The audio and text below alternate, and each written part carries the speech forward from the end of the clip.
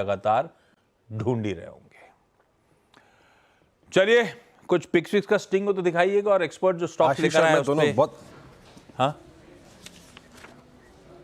नहीं, मैं ये कह रहा हूँ अनिरुद्ध जी से हम दोनों बहुत अच्छी से बातें करेंगे, चिंता मत कीजिए, ये वादा रहा है ना। समझ गए आप, समझ गए। अच्छा है ना। मैं हम दोनों ही करने वाले। पिक्स की बारी है। चलिए जरा सा पहले स्टॉक पिक कर लीजिए, उसके बाद मैनेजमेंट भी जुड़ जाएगा। रचना जी और सोनी जी के पास चलेंगे। रचना जी गुड आफ्टरनून। रचना जी क्या लेकर आए हमारे लिए?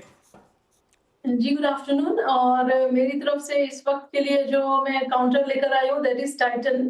टाइटन में अच्छा खासा मूव ऑलरेडी आया हुआ है, लेकिन यहाँ पे momentum is very strong which makes me think कि यहाँ पे फर्दर कंटिन्यूएशन भी हो सकता है।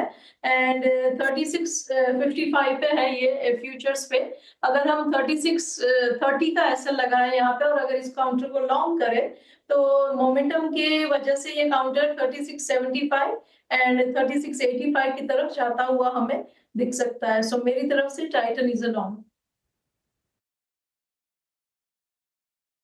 ओके, टाइटन 6361 पे लॉन्ग ट्रेड है, डे हाई पे ट्रेड करता हुआ। आगे चलते हैं। प्रशांत गुड आफ्टरनून, आपका ट्रेड। जी वीरू जी, आशीष जी गुड आफ्टरनून तो पैनल और सभी दर्शकों को नमस्कार। यहाँ पे मुझे नवीन फ्लोरिंग में एक अच्छा बेस बनते नजर आ रहा है।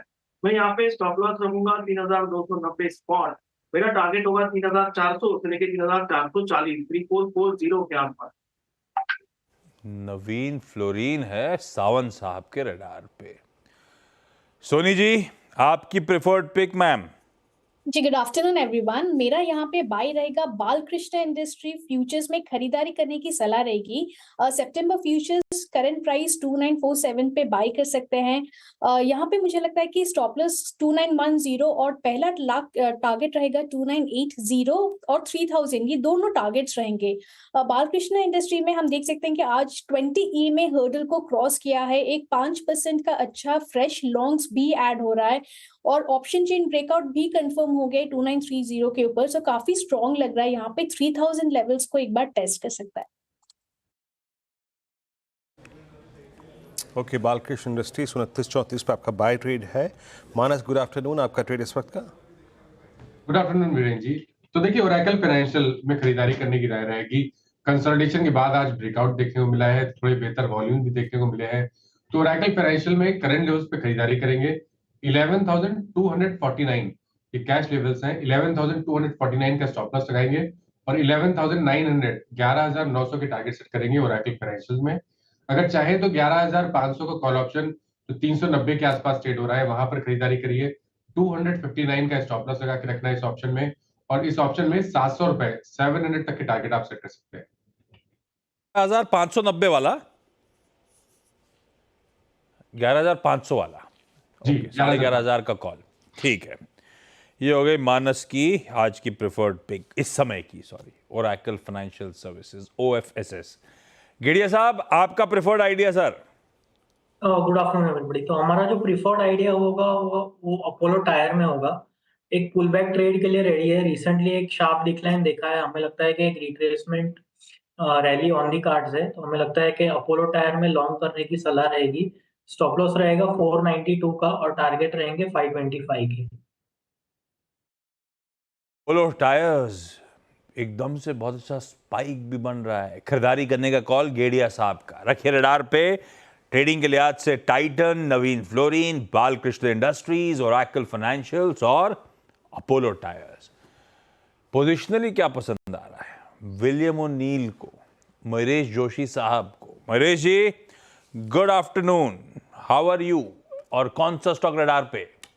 Afternoon Ashish ji, afternoon Viru ji, afternoon to everyone on the panel. बहुत बढ़िया हूँ sir, thank you for asking. और हमें लगता है कि डिस्क्रिशनरी कंज्यूमर स्पेंडिंग, क्योंकि मॉनसून ठीक ठाक रहने की उम्मीद है और ऐसे ही लग रहा है कि अगले 2 महीने में अगर नॉर्मल मॉनसून रहा तो rural spending should come back very very sharply. और इसलिए ज्योति लैब्स हमारे रडार पे है। अगर ज्योति लैब्स डिक्लाइन होता है करंट लेवल पे, वो 3-4% ऊपर है हमारे एक आइडियल बाइंग रेंज से, अगर वो नीचे आता है तो आई थिंक एक अच्छी मौका और बेहतरीन अपॉर्चुनिटी रहेगी।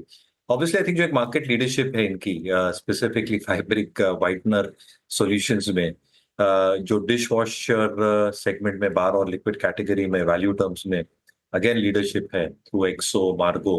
मुझे लगता है आई थिंक जो हम उम्मीद लगाए बैठ सकते हैं in terms of volume growth काफी सिग्निफिकेंट हो सकता है अगली कुछ तिमाहियों के लिए। ग्रोस मार्जिन 51% के ऊपर इन्होंने प्रेजेंट किए थे Q1 FY25 में, और पिछले तिमाही में इनकी जो एबिटा मार्जिन आई थी ये लगभग 18% के आसपास आई थी। कहीं ना कहीं एड स्पेंड्स थोड़े ज्यादा हुए थे, in spite of that margin at 18% is a commendable thing. पर जैसे एड स्पेंड्स थोड़े कम होंगे मार्जिन में उतना ही ज्यादा सहारा मिल सकता है। बैलेंस शीट काफी स्ट्रांग है और सारे business segments including dish washing segment, including there insecticide यानी जो रिपेलेंट सेगमेंट है, और obviously I think the white washing segment is well, that should continue doing well. तो हमें लगता है I think Jyoti labs declines पे एक अच्छा विकल्प हो सकता है।